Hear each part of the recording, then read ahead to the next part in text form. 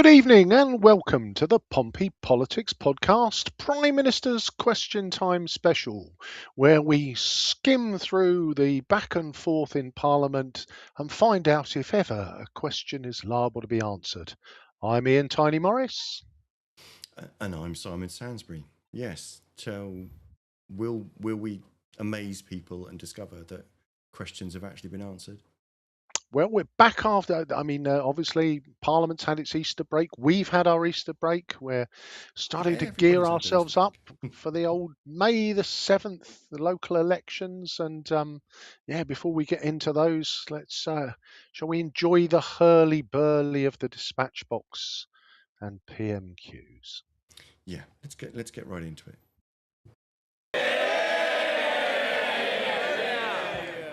Mr. Speaker, that was a very interesting answer from the Prime Minister. Lord Robertson, who authored the government's Strategic Defence Review, has said the Prime Minister has a corrosive complacency when it comes to defence. Why did he say that? Minister. Mr. Speaker, let me start by saying I respect Lord Robertson, and I thank him again. I thank him again for carrying out the strategic review. My responsibility is to keep the British people safe, and that is a duty I take seriously. That is why I don't agree with his comments. Last February, that was 7 months after taking office, I took the decision to increase defence spending from 2.3 to 2.6%, paid for by a difficult decision on overseas aid. Last June, at the NATO summit, I committed to raising core defence spending to 3.5%. Last November, Mr. Speaker, the budget committed record funding to defence. I reaffirm those commitments now. The Strategic Defence Review is a 10-year blueprint for national security. The Defence Investment Plan will put that into effect. It will be published as soon as possible. We need to get it right.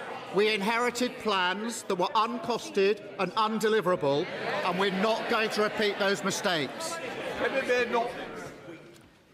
Mr. Speaker, he says he doesn't agree with Lord Robertson. Lord Robertson is a former Labour Defence Secretary, a former NATO Secretary General.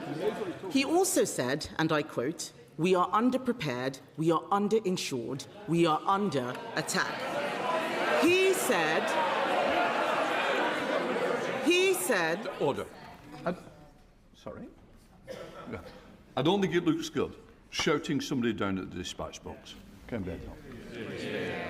Mr. Speaker, Lord Robertson's criticisms were of the Prime Minister, and he said Britain's national security is in peril. Our armed forces are at the end of their tether, waiting for this government to fund the Strategic Defence Review. There are still 2 weeks of the parliamentary session left. So why wouldn't the Prime Minister publish the Defence Investment Plan before then? Prime Minister. Mr. Speaker, I remind the House that we've put in place the biggest sustained increase in defence spending since the Cold War. Mr. Speaker, let me spell that out. That means we're spending £270 billion over this Parliament. That's £5 billion more this year, with defence funding increasing every year. These are record amounts, Mr. Speaker, decisions of a Labour Prime Minister, a Labour Chancellor and a Labour government. And what a contrast. When they came into office, defence spending was 2.5%. When they left, it was 2.3%. When they came into office, the army was 100,000. When they left office, 72,000. They cut frigates and destroyers by 25%. They cut mine hunters by 50%. She said at the weekend, our defence is the weakest for 400 years. That is what they left behind. Should we just pause it there for a second? Well, I'm just clearing up your mess, Gov. Well, and to be fair, there is. I actually think that's probably the best exchange we've had since we've been since we started doing our PMQ specials. I mean, he was never going to do the, why does John Robertson think you smell? He was never going to answer that question directly, but he did answer the question in terms of relating to, defence spending, which is what the whole, that was the nature of the question.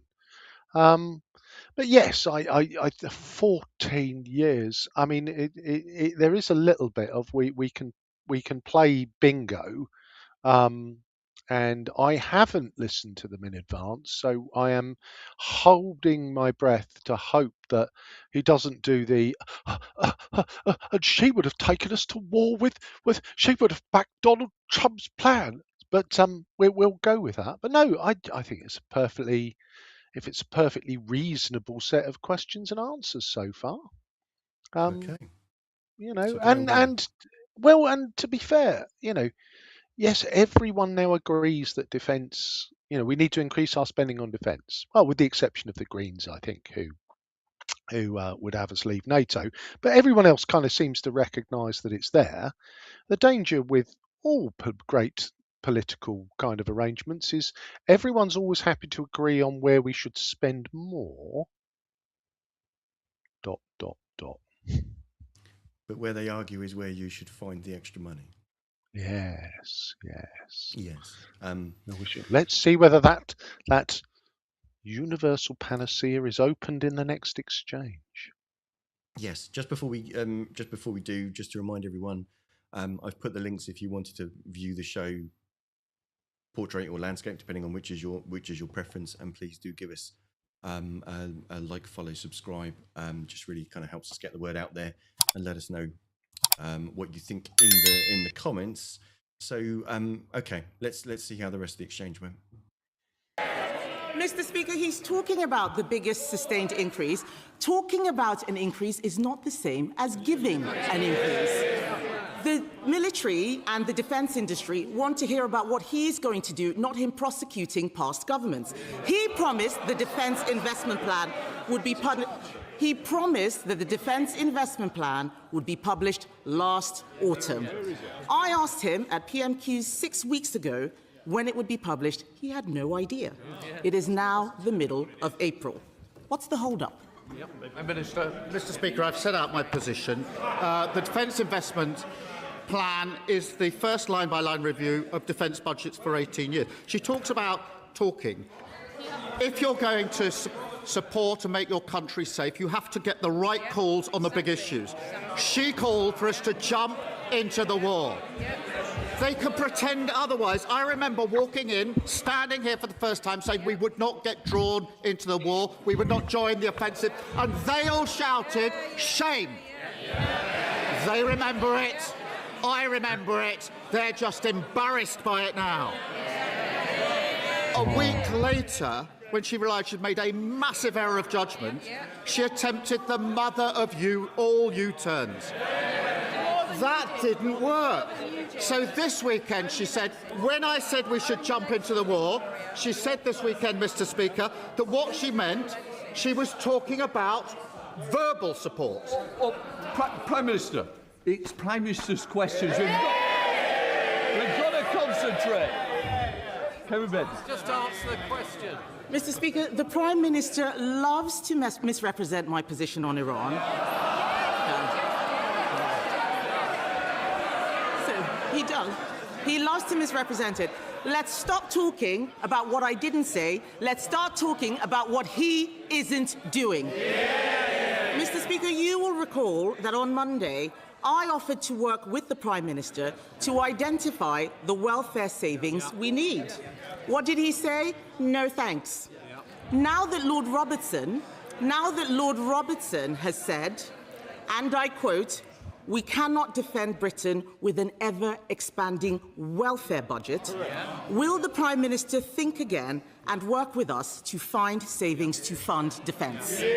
Prime Minister. She was clear in what she was saying. She said we should give verbal support. I suppose that's standing on the side and saying, get in there, good luck, mate, you've got this. Mr. Speaker, that is her approach. We are reforming welfare and spending more on defence.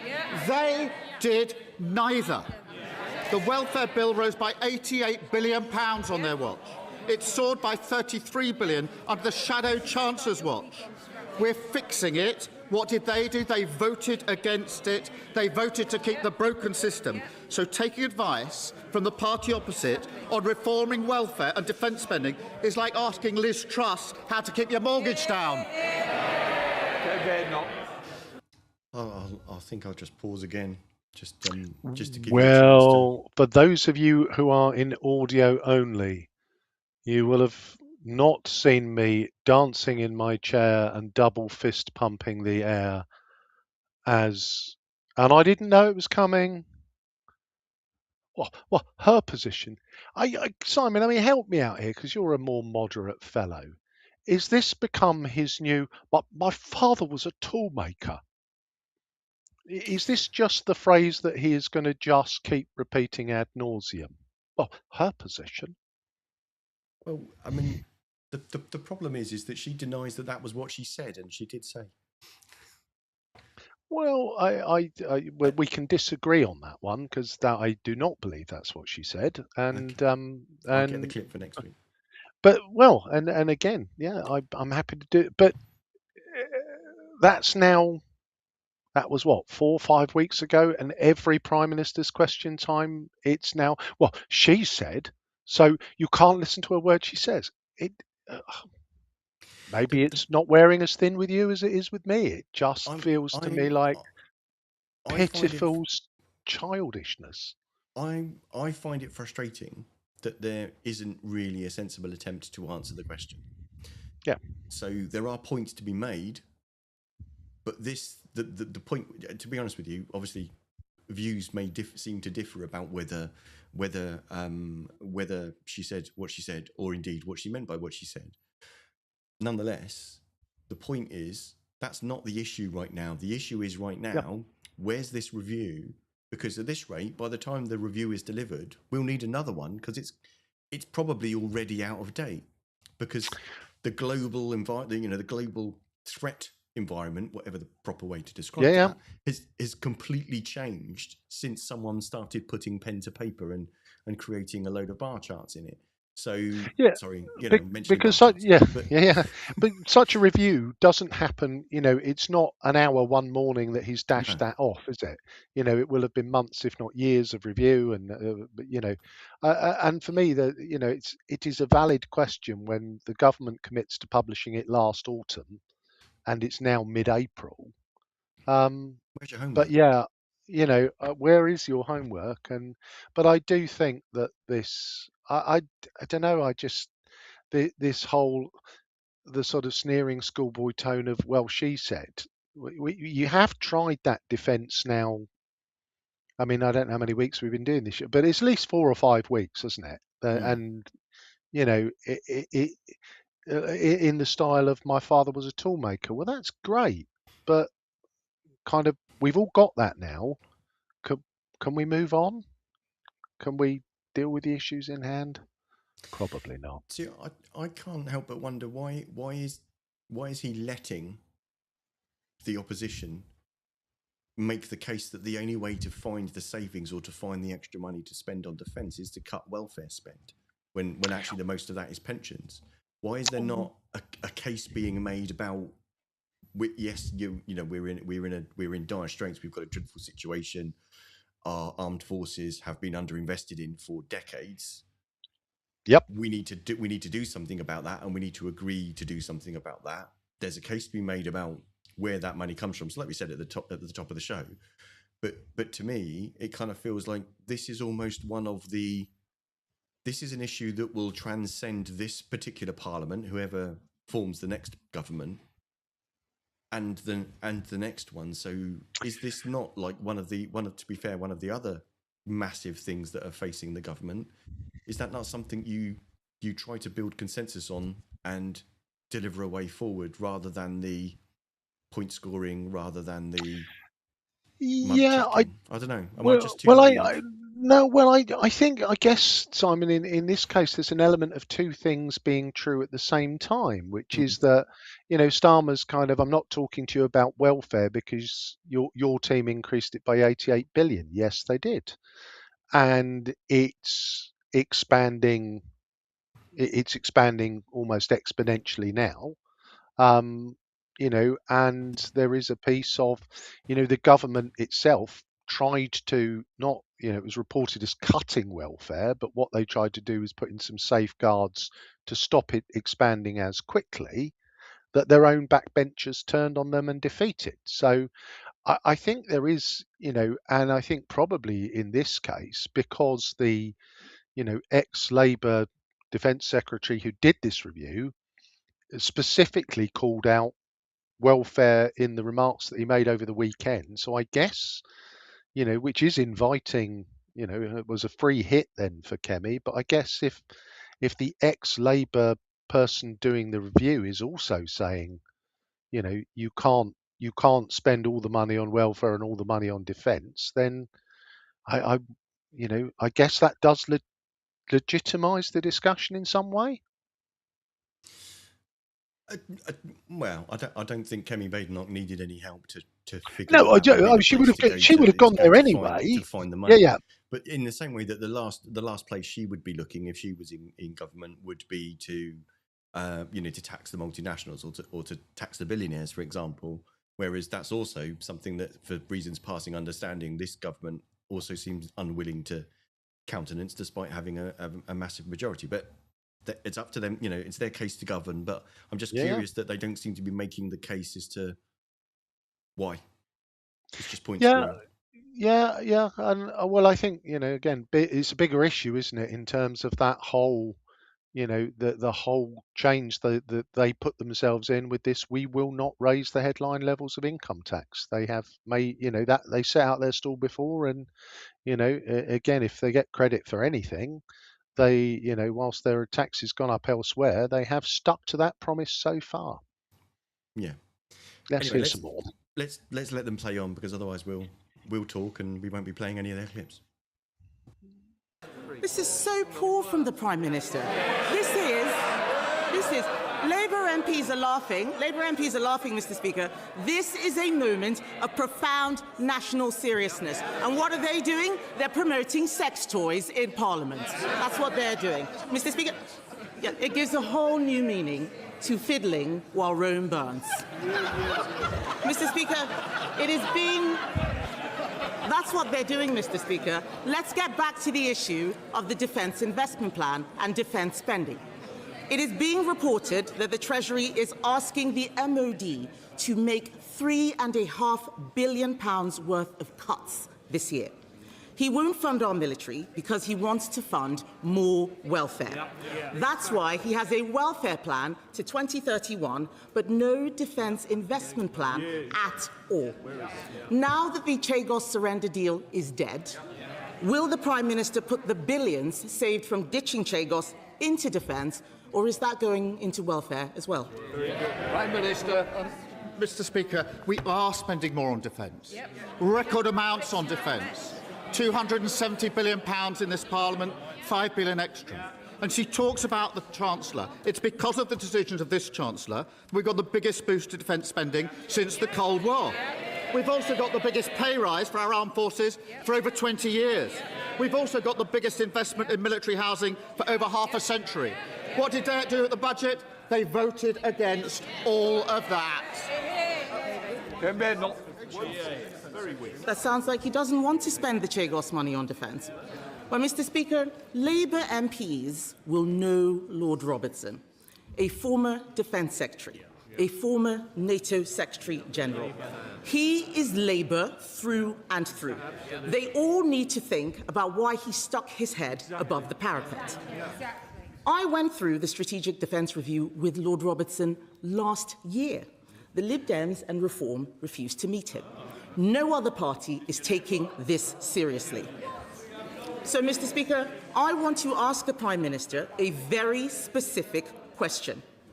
In January 2024, Conservatives approved an upgrade of destroyers like HMS Dragon so they can better intercept ballistic missiles. In July 2024, the Prime Minister paused that plan. Will he immediately approve and fund that critical upgrade now? Prime Minister. Mr. Speaker, the Dragon was commissioned by a Labour government, as it happened. But she stands and says, please forget the fact that we hollowed out the armed forces. Please clear up our mess. I went to the Gulf last week and thanked our armed forces for protecting British lives. She said we should have jumped into the war without thinking about the consequences. Then said, oh no, we shouldn't be in the war the next week. Now she says, what I meant was we should give verbal support. Order. The front bench, I expect them to be quiet here. I also expect it, but it's the same people. I suspect next week you won't be in for PMQs if it carries on. Prime Minister. In addition to saying her position is we should just say to Americans, get in there, she insulted our armed forces, Mr. Speaker, saying that we're just hanging around. These were pilots who, within 2 hours of this conflict, were up, risking their lives, taking missiles out of the sky, and she insulted them. And she's never apologised for that. She said a few weeks ago that serious times call for serious people. She is not one of them. Shred David, leader of the Liberal Democrat. Shall we quickly round off the Badenoch and Starmer bit? It started so well, didn't it? And then it degenerated into that final question was very specific. You know, we saw the kind of HMS Dragon. You know, it took about a week to get it to leave port in Portsmouth, and I believe now it's pulled in somewhere having some repairs. And it was a very specific, are you going to restart the investment in that? And our listeners heard the answer. So it started so well. Yeah, why was there not some other answer of we made that decision because actually there's a better bit of kit coming along that actually is more important and more useful to install, for example, on those destroyers, rather than the bit of kit that your lot had planned. That would be a sensible answer, and explain it and take. I just don't. The point scoring isn't pleasing anybody other than each other's own side, and no one's kind of convincing, and no one's getting a straight answer. But I feel like she's pummeling punch after punch of, you are just not in control of this. You don't know what's going on. Well, and there's an element, isn't there, of failing to the answer to the question leads you to only two conclusions. Either there's a couple of conclusions, isn't there? Either you don't know the answer, or the answer that you've got is so weak you'd rather not give it. So you change tack, whatever. And I don't think either of those is kind of okay. So I think it's time to rev up your unicycles, come in on a bungee cord. Here we go. Is Sir Ed Davey. Sir Ed Davey. Here we go. Thank you, Mr. Speaker. Can I echo the words of the Prime Minister about the Southport inquiry and also the 37th anniversary of the Hillsborough tragedy? Our thoughts are with all the families affected and the survivors, and I hope he will deliver on the Hillsborough law. Today, Mr. Speaker, also marks the 3rd anniversary of the start of the devastating civil war in Sudan. I hope he will recommit to real action in the face of the world's greatest humanitarian catastrophe. Mr. Speaker, in a phone call with Sky News last night, President Trump has threatened to rip up his trade deal with the UK as punishment for us not joining his idiotic war in Iran. Mr. Speaker, this must be the last straw. Surely the Prime Minister can't send our King to meet a man who treats our country like a mafia boss running a protection racket. Minister. Can I join him in his comments about Sudan? We often overlook the fact this is the greatest humanitarian crisis facing the world at the moment. My position on the Iran war has been clear from the start. We're not going to get dragged into this war. It is not our war. And a lot of pressure has been applied to me to take a different course. And that pressure included what happened last night. I'm not going to change my mind. I'm not going to yield. It is not in our national interest to join this war, and we will not do so. I know where I stand. Mr. Speaker, in relation to the King's visit, the purpose of the visit is to mark the 250th anniversary of relations and independence, obviously, of the US. The monarchy is an important reminder of the long-standing bonds and enduring relationship between our two countries, which are far greater than anyone who occupies any particular office at any particular time. Sir Ed Davey. Mr. Speaker, President Trump is one of the most unpredictable people we have seen on the world stage, and I hope he does not embarrass our monarch. But moving on, Mr. Speaker, last year the Prime Minister claimed he'd done some special deal, so Brits will be able to sail through e-gates at EU airports. But that's not the experience of families returning from holiday this week. Long queues at borders and passport controls are the latest symbol of the Brexit disaster. But they're also a symbol of this government's failure to repair that damage. So will the Prime Minister apologise for misleading British travellers? And can he tell them when they will be able to sail through passport control? Prime Minister. Mr. Speaker, I've made it very clear that I think our national interest lies in closer relationship with the EU on defence, security, energy and the economy. And I was very pleased that at last year's summit we did negotiate an agreement on e-gates, and we're pushing hard on that. We have another summit this year where I intend not just to make good on what we've already agreed, but to go closer to the EU in the relations that we have. Joe White. Thank you, Mr. So we'll leave it there. It is an interesting thing that it is actually the government that essentially sends the monarch. It's not. I understand it from elsewhere that it's not really a personal decision on behalf of His Majesty as to whether to go or not. It's the government's request and instruction. And can I just say that I think is the best answer that's been given, in terms of the fact that it is a symbolic journey for 250 years since independence. And, history's a wonderful thing in that it keeps evolving. And Donald Trump's time will pass. It will pass. And there's an element of, at the moment, you're dealing with somebody who is completely unstable, possibly is actually mentally unwell. And the number of people calling for Sir Keir Starmer to pick a fight with him or call him out, I just don't understand it, because he will not listen. And there's an element of yes, he's threatened to tear up the trade deal, but he threatens, and fortunately most of the time he backs down. So why would you get your forehead up to a madman and start behaving in an inflammatory and aggressive manner? I don't understand it. For me, the Kings.